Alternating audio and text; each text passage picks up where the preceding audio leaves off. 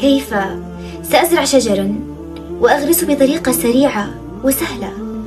أعتقد بأن الغرس في الجنة أسرع بكثير وأسهل من الغرس في الدنيا، ولكن كيف؟ اسمع فقط.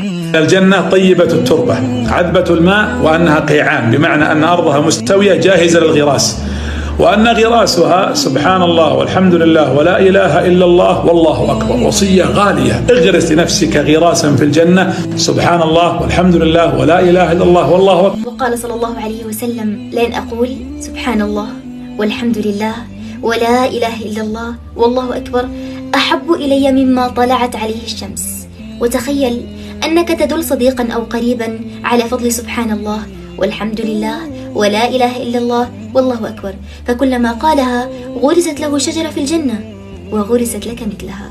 ربما كنت نائما أو تتناول طعامك أو منهمكا في عمل، والله يغرس لك في الجنة بسبب أقوام دللتهم وذكرتهم فتفطنوا للذكر. السكن في الدنيا يحتاج إلى فكر، وسكن في الجنة يحتاج إلى ذكر، وقد أشغلنا الفكر عن الذكر.